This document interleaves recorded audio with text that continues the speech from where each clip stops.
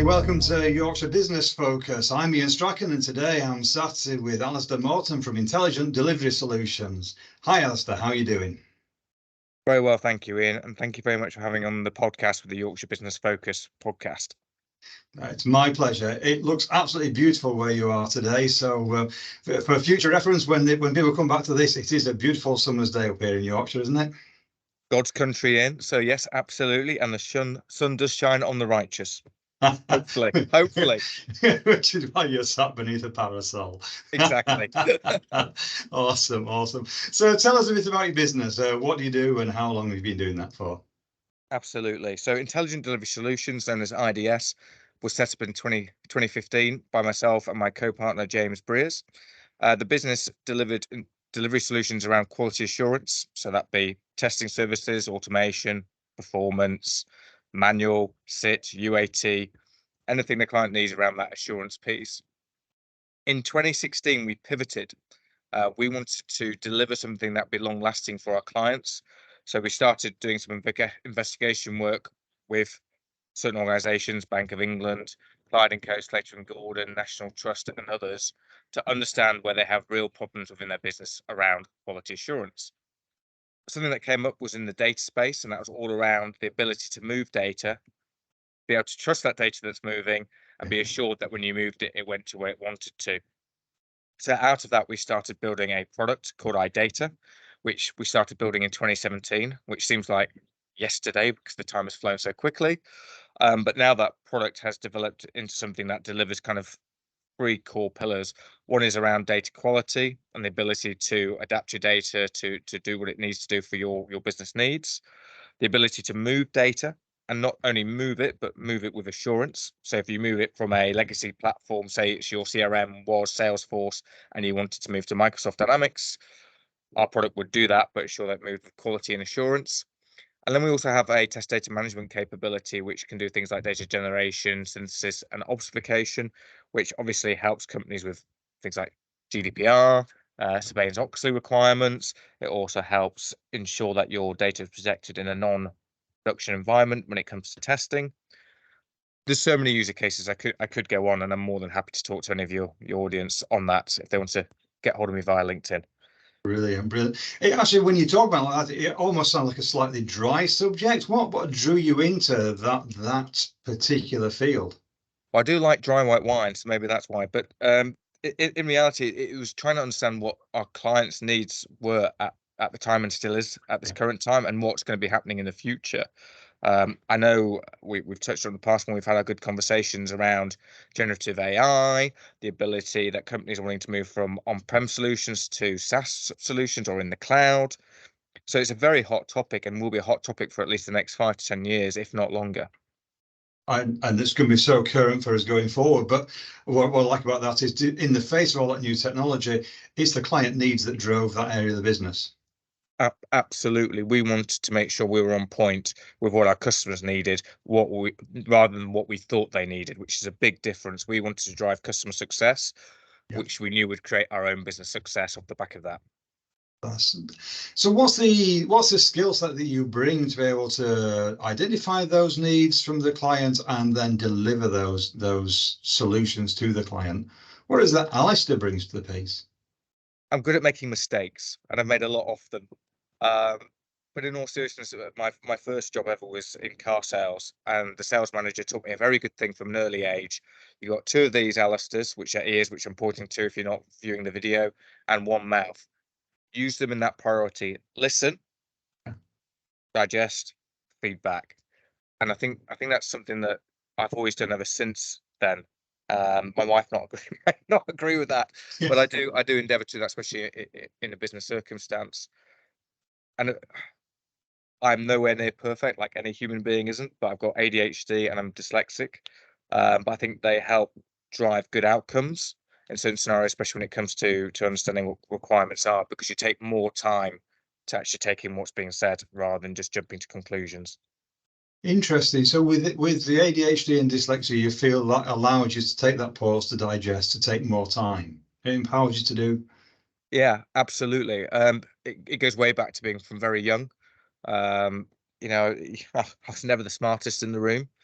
So I had to learn very quickly that if I wanted to keep up with my peers, I had to find out what I was strong at, and that was adapting new skill sets, which was like listening, understanding, and also being able to kind of get my point across so others would understand it.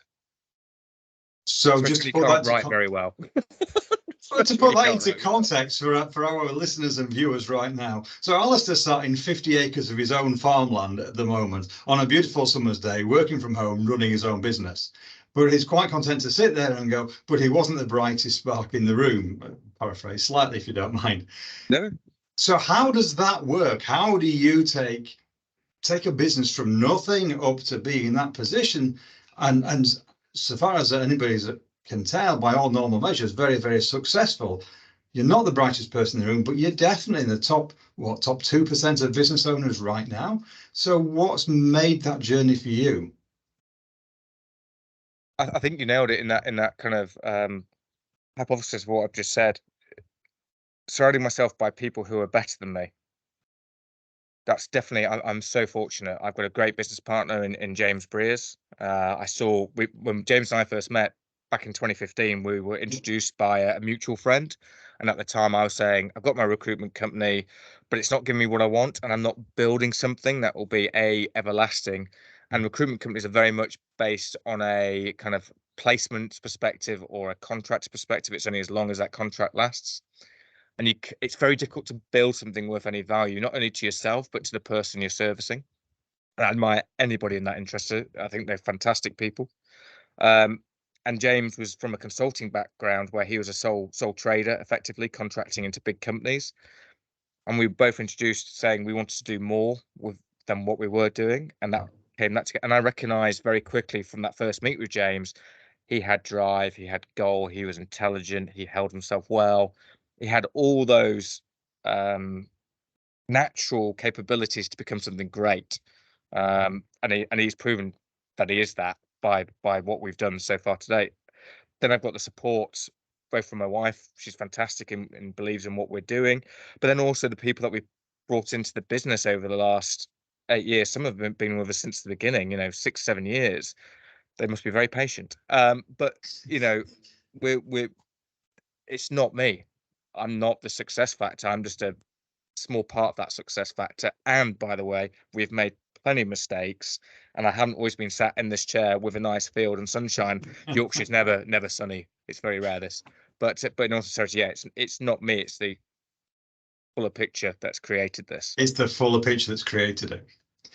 Did you set out with that fuller picture in mind back in 2017 when you had that conversation with James about, right, this is something else we want to build? Did you have the picture in your mind then of what it's going to look like when it was finished? No. When we first spoke in 2015, it was very much around the quality assurance and testing services side of the business, and we wanted to build a services business out to a certain amount of value. Over time, we realized that building a product into our service, which is what the market is looking for now and will be looking for in the future, we needed to pivot into that space. And it's been a very interesting, costly, emotional journey doing that transformation and that pivot. And we're only now seeing the rewards of doing that process 2 years later. Okay, brilliant. Yeah. So yeah, we've had to change to what the industry wants and needs, rather than saying, "Here's our stake in the ground. We're never going to change from this." We'd have finished about 2 years ago, 3 years ago. And I love that in those 2 years you've been through all that churn. So what was the cost? What's the personal cost of spending 2 years pivoting a business like that? Well, I used to be 6'2". I'm now 5'11", so I've lost a little bit of height and grey hairs. It's the financial cost. It's the emotional cost as well. You've truly got to believe that the pivot you're making will come through, because a lot of the time during that process, it doesn't. There's a lot of failure in that because you're wanting to grow from a revenue perspective, you want to grow from a body's perspective, but in reality, you're putting so much time and effort into the product that you're creating, or whatever you are pivoting to. That takes a lot, and you don't realize how much time that takes away from you as a business leader and owner and management team that's supporting you, because it's not just you making the pivot happen, it's all those attributes to it that make a big difference. So what is that emotional value you put into it? How does that show up? So I think if you're transparent, especially in this day and age, where I know we've touched on this in the past, there's not that transparency that's needed. And I think if you are transparent with your team around you about how are you feeling emotionally, what are your concerns, not just from a financial aspect, but how it will affect the rest of the culture, the team, of the business. I think that helps accelerate the process and make it more successful. I think if you try and be a leader who hides behind the trench back in the nice HQ drinking the whiskey with Blackadder, I don't think that helps in this modern day and age. And I think a lot of people see a lot of falseness, rightly or wrongly, on different social media platforms, where you're a business leader, you need to be real with your business. You need to help them understand what you're going through and what they're going through. And it's a mutual exchange. Yeah. You kind of plug into that by saying that in 2 years you pivoted your business. That pretty much is an overnight success by anybody's standards. In real life, most overnight successes are between 8 and 15 years to develop. So 2 years is a hell of a progression. We we don't do anything by halves. We either go big or go home. We really have that kind of perspective in the business. James is an ex, rugby league player in Premier Gotcha. League, so his nose will show you that. But he's very determined, and as am I from my background as well. And I think that rubs off. And everybody in our business has this common goal. Once we decide we want to do something, it's right. Let's all work together to make sure we get to that end goal, and everybody's brought in on that journey. Again, you can't do it on your own. Yes, we could probably do it over a 10-year period by just James and I, but A, would be too late to the party because everybody would have overtaken us. So yeah, that's it. So that there's no sense of losing for you and James together. Then there's absolute drive. There's no failure along the way, except you have had failures along the way, haven't you? Oh yeah, we call them mistakes and failures. Absolutely. We have we've had to make it. We have, and we'll continue to make mistakes as we go along the way. And we've had some really rough years. I'm not going to lie. It has been very, very tough, both from a financial perspective, from a winning business perspective. Where I will give credit to the business, they've been always very good at delivery. So we've won business, we've delivered above and beyond, and I think that's shown by how we've retained customers over the years. We don't lose them once we work with a customer, unless they get bought out or something changes that it's out of our control or stakeholders leave. Yeah. It's very rare that we don't get re-engaged with a customer throughout its journey, depending on what it's doing. But yeah, we've made mistakes on hiring. We've made mistakes on technology that we bought. We're a technology company, and we made mistakes bringing technology in. We've made some tactical decisions that were wrong. We put too much into our product a couple of years ago, rather than keeping the service level at the same rate as putting effort into the product, which put us on a bad keel. But from all those mistakes, something good has come out of it, or a lesson has come from it, where instead of being down in the dumps, we kind of brushed ourselves off or got out the mud or whatever term you want to use, and looked at it and gone, right, let's try and endeavor not to make that mistake again. But what do we do to future-proof not making that same mistake? And how do we make a mistake into something good? And that's been always our attitude. I love that. I love the huge resilience that comes with that as well. That rolling with the knocks and then getting up and running on again is so powerful. And so, where do you learn that resilience from? Is there a role model in your life? Is there an example that you follow? Who's your mentor or role model that shows you that way and keeps you on that track? I think I'm not the majority. I'm very much the minority. I never had a poster of a football club or a band, or I had a nice car poster. I like cars, but I never had that solo person going, wow, that is my idol. Or I suppose, like going back to school days, I really wanted to be that person that was, even though I knew it wasn't the intelligent one, I wanted to be part of that group. How did I become part of that elite? And I never idolized those people, because I realized, I don't know if you're allowed to say this on your podcast, so I say the 3 S's, and the other 2 are shower and shade. and we're all the same as individuals. Yeah. It's just about how we approach things differently to get an end result. And not everybody wants to be a leader. Not everybody wants to be. Some people get reward out of actually doing the execution side, or the delivery side, or the thinking side, or the. We're all different, which is fantastic. And it's just trying to realize who's good at doing what, and then bring it together to get an outcome. Yeah. Do you think you'll ever get to challenge that tag you've given yourself of being not the most intelligent one in the room, or not the intelligent one? Do you think you'll ever get to challenge that name tag that you're giving yourself? No. The only reason why I say that is if I'm not learning, I'm not progressing, and there's someone always out there who is more intelligent, who knows something that you don't know. We were on a call this morning with Deloitte's talking about M&As and where I'm just because we always like to talk to equity partners because one day we want to be either management acquired or bought out, or B series funded. But we know they have a better finger on the pulse for what's going on in our marketplace because they're talking to loads of different business that might want to acquire us, and why would they? And it's really insightful what these people know. I mean, they don't know as in depth about what we do, but they know what our industry is wanting to do and where the market's potentially going. And that's a good example of, I never think I'll be in that place where I can say, go, I'm the most intelligent guy in the room, because if I am, I'm in the wrong room for me. Some people like to be the most intelligent person in the room, which is great because I need those people to help me as a person. But yeah, I don't think I'll ever lose that tag. And I quite like it because, I'm always underestimated and I like to overachieve. So it gives me that even keel to do that. It gives you a competitive edge by setting the bar low in the first place. Absolutely. I love that. So what one thing has surprised you in business? What's been unexpected or surprising for you? My experience of America in business. Pre to COVID, we joined it's an invite only thing, but it's called the Board of Advisors. And it's where in the US, they get together some CEOs, CTOs of different types of business, technology, hospitality, healthcare. And you come into a room where you will talk about your business. You say what you need help with. You'll say how you progressed, all these kind of good things.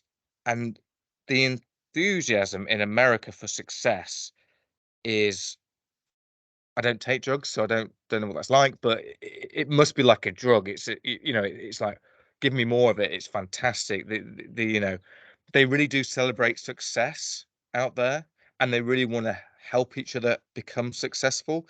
Where I think sometimes in the UK we are a little bit backwards coming forwards, and successful. If you're successful, you should share that success financially, or whatever it might be. Or, oh, they've got a nice car, why do they deserve that? I should have that. And I'm not saying everybody's like that, but certainly I've never been in a room like that room where everybody's like, you're winning, that's amazing, tell me about it, and if you want to get to that next level, how can I help you become even more successful than I am? And I think it goes back to that I'm the idiot in the room scenario, where I want to learn off people. It's the same kind of thing. They want to see you succeed, which is that has really surprised me in business. I never thought I'd get that from America. It's interesting, and I've heard that before. That line that if you're driving around in a Ferrari in Leeds, somebody's going to hurl abuse at you. If you drive around in a Ferrari in Los Angeles, somebody's going to high five you and say, "Well done, man." And that's the key difference. I love that. So if that's about the celebration, and celebration really is not an English thing at all, is it? So what do you? We don't win much, but we're getting there. We're getting better. England football team, female, they did well this year, but absolutely. Yeah. Absolutely. So how do you celebrate the wins within your organization? That's a very good question. And we do town hall meetings every month, and we talk about the successes of what the company's done. We talk about the innovation that we're bringing along with the product. We try and make it as relevant to the audience, i.e. the people within IDS, Intelligent Delivery Solutions, because I think when we used to do town hall meetings, we call them town hall meetings, but it's where everybody comes together once a month. We didn't make it relevant to those on the call. So we just talked about what we thought was relevant to us, and it got kind of poor participation, poor feedback. So we started asking the questions of how do we make this better? Mistakes. There you go. Prime example of a mistake. We made the mistake of not making it appropriate to who it counts and who is important in that meeting. And it's everybody within the business to understand what we're doing. So we've changed the format, and we keep changing the formats to make it more and more relevant. We do surveys on it. But yeah, winning the success, we share it with the business. There's an email that goes out saying we've won this piece of business, or this piece of technology is done, or we've had a good recommendation from a client. And we also have a management leadership group that come together once a month, and they talk about what could be done better, what mistakes we're making, but also the wins and the successes. That's brilliant. So we celebrate both, really. Yeah, even failure, we celebrate sometimes.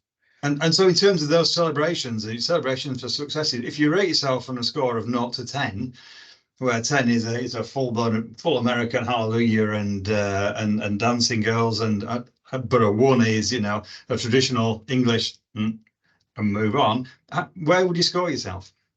I'd probably say we're at a 7. Yeah. Because again, I do realise that even though I might be that one who wants to, you know, have champagne flutes and Wolf of Wall Street going on in the office, not everybody's like that. So we've got to. If we had an American office, I'd be flying right over there right now. But that will come at some point. But yeah, no, we're definitely a 7 out of 10. Love it. I absolutely love it. If you had a magic wand, what would you change about your business right now? Well, that's a tough one, isn't it? What would I change right now about the business? Nothing, I don't think, if I'm honest. Wow. Awesome. I think, don't get me wrong, I think there's plenty of areas where we can improve, but that's part of the journey we're going on, if that makes sense. And I think it is a journey. Like you said, it's not an overnight success. 2 years is still a very, you know, we've been going at 8 years altogether, don't get me wrong, we're now in our 9th. But that pivoting point over the last 2 years is a short period of time for that to happen. Even though I've said we've made failures and it's not been easy, and I've lost two inches in height and all that kind of good stuff, would I change it? No. Am I enjoying what we're doing? Yes. God blessed. You know, like you said, I'm doing this, and I'm surrounded by great people. So yeah. I love that. So with all of that knowledge you've gained, what advice would you give to the 10-year-old Alasdair? Buy Bitcoin at $1 a piece. Invest in housing when your dad gives you the option to, in your early teens. Brilliant. Listen more and learn more. Listen more, learn more. Talk less. Isn't that the lesson that you were given very early on, the eyes? Yeah, what a great lesson to take away that one really is. I love that. Absolutely love that. What a great run through, and what a pervasive message going through there about just the power of listening and listening and digesting what we hear before we go on to do the next thing. I absolutely love that. Thank you very much indeed, Alasdair. There's lots and lots of great stuff in there. I really appreciate you taking the time to come on to Yorkshire Business Focus today. Ian, thank you so much for having me on your podcast. If anything, it's also helped me in remembering where we've come from and where we're trying to get to. So again, it's been a good experience for me as well. So I appreciate that. Thank you. Absolutely awesome. Thank you very much indeed, Alasdair. And I'll see you all in the next episode of Yorkshire Business Focus. Thank you very much.